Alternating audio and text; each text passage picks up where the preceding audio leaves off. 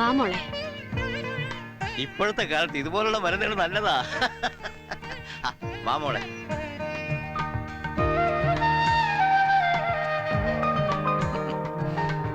ഇതാണ് എന്റെ മോൾ നിർമ്മല.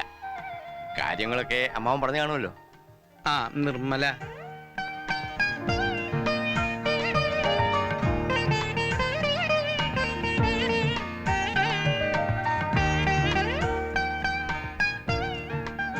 ഏട്ടാ, ഞാൻ തന്നെ നോക്കിയാ മതിയാ? വേണ്ട, ഞാൻ നോക്കിയാ മതി. ഭാവിയിൽ ഏട്ടത്തിയമ്മയാകാൻ പോകുന്ന ഒരാളെ നീ നോക്കുന്നത് ശരിയല്ല. അപ്പൊ ഇതാണ് അത്. ഏത് ഏട്ടത്തിയമ്മ. ഷുവർ? 101%. മുഖം മനസ്സിന്റെ കണ്ണാടിയാണെന്ന് കേട്ടിട്ടുണ്ട്.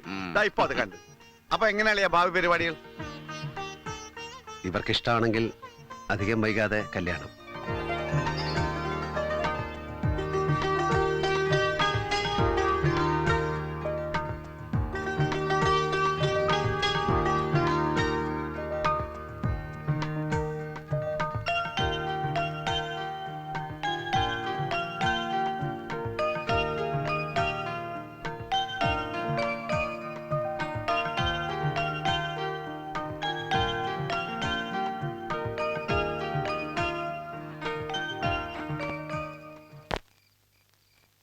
എന്താ ഇവിടെ നിക്കണേ? ഉറങ്ങണില്ലേ? ഉറക്കം വരണില്ല. എന്റെ കുട്ടിക്ക് ഒരു കുടുംബം ഉണ്ടായി കാണാൻ ഏറ്റവും കൂടുതൽ ആഗ്രഹിച്ച ആളല്ലേ? സന്തോഷം കൊണ്ടായിരിക്കും. അങ്ങനെ പറഞ്ഞ എന്താ പറയാ? ഇല്ല, തെറ്റായിട്ടൊന്നും ചെയ്തിട്ടില്ല. കണ്ടിഷ്ടാവുകയാണെങ്കിൽ പറയാന്ന് വിചാരിച്ചു. മറ്റൊന്നുമല്ല, ജാതകപ്പൊരുത്തവും പ്രായവ്യത്യാസവും മാത്രല്ലല്ലോ. അവന്റെ സമ്പാദ്യത്തിനും സൗന്ദര്യത്തിനും യോജിച്ചൊരു പെണ്ണ് തന്നെ വേണ്ടേ?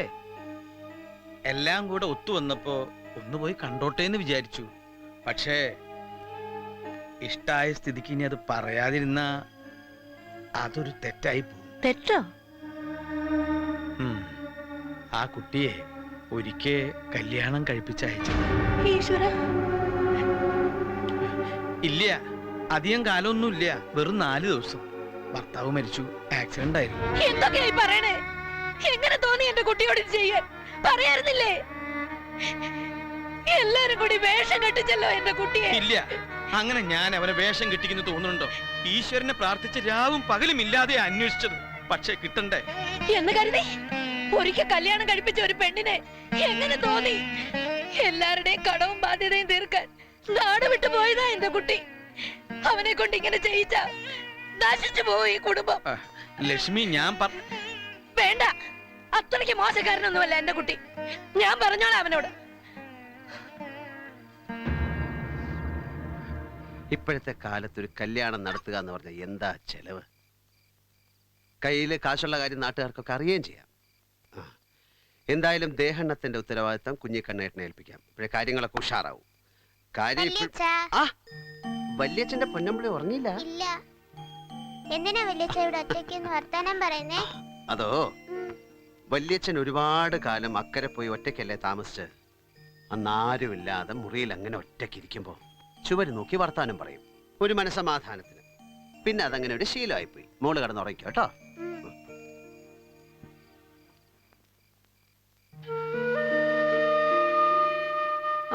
ആരാ ഇത്? ഞാൻ അങ്ങോട്ട് വരികയായിരുന്നു. വേറൊന്നുമല്ല, ഈ ദേഹണ്ണത്തിന്റെ കാര്യം കുഞ്ഞിക്കണ്ണേട്ടനെ ഏൽപ്പിക്കാം. അച്ഛന്റെ കാലത്തുള്ള ഒരാളല്ലേ, അത് അച്ഛനും സന്തോഷാവും. വേണ്ട, ആരെയും സന്തോഷിപ്പിക്കണ്ട എന്റെ കുട്ടി. അമ്മയോട് പോലും പറഞ്ഞില്ല അമ്മാവൻ. ഈ കല്യാണം നമുക്ക് വേണ്ട. കല്യാണം വേണ്ടെന്നോ? എന്ത് പറ്റി അമ്മേ? വേണ്ടെന്ന് തന്നെയാ. 4 ദിവസമായാലും 40 ദിവസമായാലും ഒരാള് കെട്ടിയ പെണ്ണിനെ എന്റെ കുട്ടിക്ക് വേണ്ട. അങ്ങനെ 2ാം കെട്ടിന് ആളാവാൻ അത്രയ്ക്ക് മോശക്കാരനൊന്നും അല്ല നീ.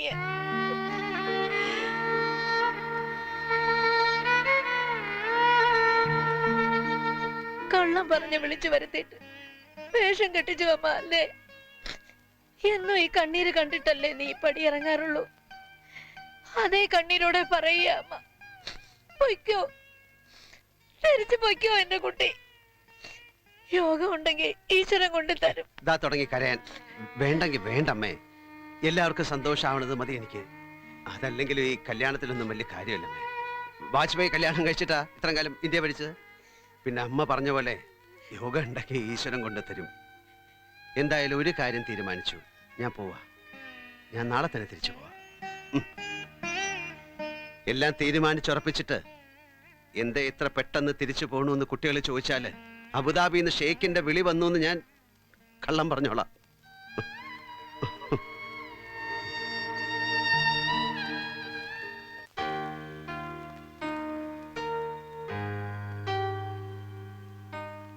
ബാഗൊക്കെ വണ്ടിയിൽ വെച്ചിട്ടുണ്ട്. കുറ്റിച്ചിറ സുലൈമാന്റെ പ്രവചനം ഫലിച്ചു. എന്തായിരുന്നു ഈ വരവിൽ കേരളക്കരയിൽ സംഭവിക്കാൻ പോകുന്ന രണ്ട് മഹാത്ഭുതങ്ങൾ? നീ നിന്റെ ബാപ്പയെ കണ്ടുമുട്ടുന്നു, ഞാനൊരു പെണ്ണ് കെട്ടുന്നു. രണ്ടും നടന്നു. ഇനി പോവാം.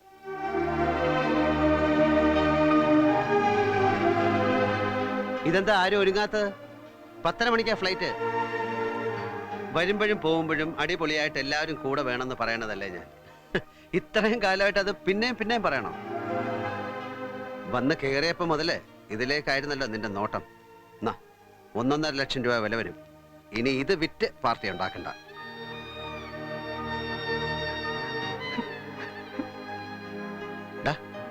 എന്താടാ കരയുന്നത്?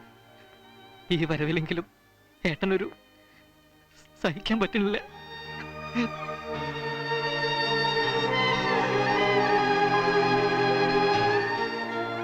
ഇതാ ഉള്ള കുഴപ്പം. എല്ലാവരും ഇങ്ങനെ മുഖം വീർപ്പിച്ചിരിക്കാൻ ഞാൻ ആദ്യമായിട്ടൊന്നും അല്ലല്ലോ പോണത്.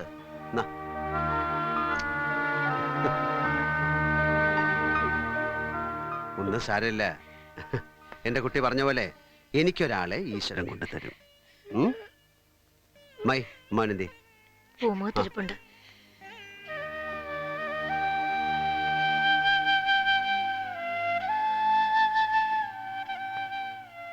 ഞാൻ ഇറങ്ങായി. 10-22 വർഷം മുമ്പ് ഞാൻ ഈ പടിയിറങ്ങുമ്പോ നന്നായി വരട്ടെ ഈശ്വര എന്ന് പറഞ്ഞ് എന്റെ തലയിൽ കൈവച്ച് അനുഗ്രഹിച്ച അമ്മാവന് ഇന്നിപ്പോ എന്റെ മുഖത്തേക്ക് നോക്കാൻ പോലും. ചന്ദ്ര, മക്കളില്ലാത്ത എനിക്ക് നീയൊരു മോന. കരുതി കൂട്ടി മറച്ചു വെച്ചതല്ല. തെറ്റായി പോയെങ്കിൽ പൊറുക്കണം. എന്താ ഇത്? അമ്മാവൻ എന്റെ മുമ്പിൽ നിന്ന് കണ്ണു നിറയ്ക്കേ. അതല്ലെങ്കിൽ ആരാ ഇപ്പൊ ഇവിടെ തെറ്റിയത്? അക്ഷരം പഠിക്കണ കുട്ടികളുടെ മുന്നില് ഇല്ലാതായി പോയി എന്ന് തോന്നിയപ്പോ ആ സ്കൂളിന്റെ ഉത്തരത്തിൽ തന്നെ കെട്ടിത്തൂങ്ങി ജീവിതം അവസാനിപ്പിച്ച അച്ഛന്, അങ്ങനെ ഗതികേടിലായിപ്പോയ ഈ കുടുംബത്തിന് കരകയറാൻ കടം വാങ്ങിയിട്ടാണെങ്കിലും കാശ് കൊണ്ടു തന്ന് കപ്പൽ കയറാൻ എന്നെ നിർബന്ധിച്ച ഈ അമ്മാവനോ? ആരാ തെറ്റിയത്? അതോ ഈശ്വരനോ? ആദ്യം പോയ കടം വീട്ടാൻ 5-8 കൊല്ലം കഷ്ടപ്പെടേണ്ടി വന്നു. തിരിച്ചു വരുമ്പോ കണക്കൂട്ടിയിരുന്നു ഒരു കല്യാണം. അപ്പതാ ഇവന് തറവാട്ടി പറഞ്ഞൊരു പെണ്ണിനോട് പ്രേമം. അതിന്റെ പേര് തല്ലും വഴക്കും ഒക്കെ ആയപ്പോ സഹിച്ചില്ല, അതങ്ങോട്ട് നടത്തി. അടുത്ത വരവിന് ഇവന്റെയും എന്റെയും കല്യാണം ഒരുമിച്ച് ഒരു പന്തലി വെച്ച്. അതെല്ലാവർക്കും ഒരു സന്തോഷമാവുമല്ലോ എന്ന് കരുതി. പക്ഷെ അന്വേഷിച്ചു വന്നപ്പോ ഒത്തത് ഇവന്, എനിക്കൊട്ട് ഒത്തതുമില്ല. ഉടനെ ചെല്ലെന്ന് പറഞ്ഞ അബുദാബിന്ന് വിളിയും. ഓരോന്നിനും ഓരോ ഇന്നതുണ്ട്, അത്ര തന്നെ. പിന്നെ ഇപ്പോ എനിക്ക് കുട്ടികളും കുടുംബവും ഇല്ല എന്നുള്ള പേരിലാണ് ഈ സങ്കടം എന്ന് വെച്ചാൽ അത് വേണ്ട. ഈ കാണുന്നൊക്കെ എന്റെ കുട്ടികളാ, അല്ലടാ മക്കളെ?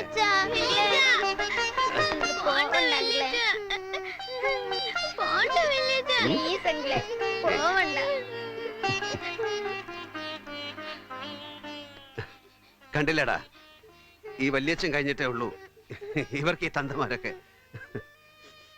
പിന്നിപ്പോ അമ്മയ്ക്ക് ഊണിലും ഉറക്കത്തിലും എന്റെ കുട്ടിയെന്ന് സ്വാതന്ത്ര്യത്തോടെ പറയാൻ ഒരാൾ വേണ്ട ഈ കുടുംബത്തില്. ഇവരെ ഒന്നും അങ്ങനെ വിളിക്കാൻ പറ്റില്ലല്ലോ, ഇവരൊക്കെ അച്ഛന്മാരായി പോയില്ലേ, അല്ലേ അമ്മ? സങ്കടപ്പെട്ട് എല്ലാരും കൂടെ എന്റെ കൂടെ വരണ്ട. ശിവ, നീ വണ്ടി എടുക്ക. ചന്ദ്ര, ഓ കാര്യങ്ങളൊക്കെ ഉഷാറാവട്ടെ.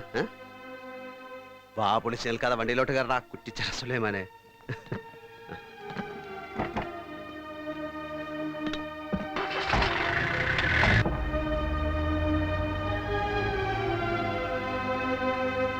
ശിവ, ഒന്നിനൊരു കുറവും വരരുത്. എന്നാലോ ആരെങ്കിലും കയറി വന്ന് കണ്ട അഹങ്കാരമായി തോന്നുകയും ചെയ്യരുത്. എന്തോന്നാ ഞാൻ പറയുന്നത്? നിന്റെ വീട് പണിയുടെ കാര്യമാണ്. ദേ പിന്നെ ഇട മലയാള ഭാഷയില് ആ കൂടാതെ വേറെ അക്ഷരങ്ങളുണ്ട്. നീ വാ തുറന്ന് എന്തെങ്കിലും ഒന്ന് പറ. ഒന്നുമില്ലെങ്കിലും നമ്മളൊക്കെ ഒരു ചോരയല്ലടാ. ബാക്കിയുള്ളവരുടെയൊക്കെ നാവിറങ്ങിപ്പോയ സ്ഥിതിക്ക് ഇനി ഈ സുന്ദരി കുട്ടിയാ നല്ലത്. കമ്പനിക്ക് എന്തെങ്കിലും പറ. പാട് പാട്. ആ ആ ആ ആ ഏയ്.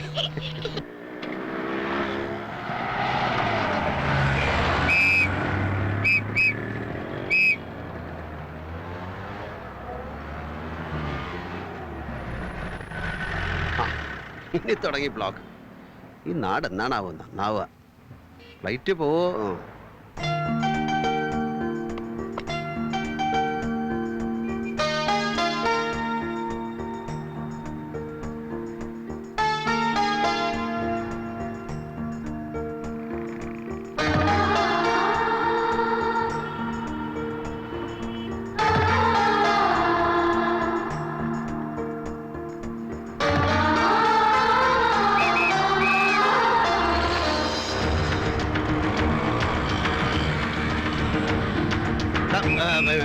ആ വണ്ടിയുടെ പുറകെ ആ യെല്ലോ സെന്റിന്റെ പുറകെ ഇവിടെ ചന്തേട്ടാ ഫ്ലൈറ്റ് ഒക്കെ പിന്നെ ഞാൻ പറയുന്നേക്കാം. ആ വണ്ടിയുടെ പുറകെ ഇവിടെ വിടാൻ.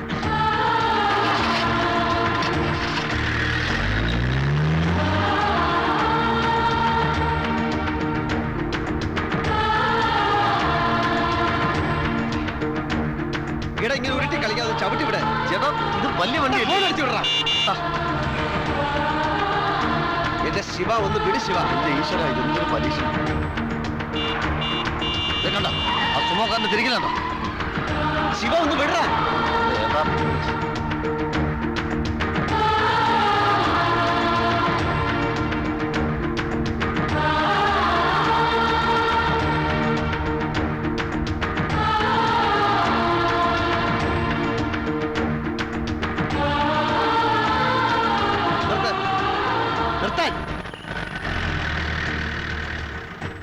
പോയില്ലേ?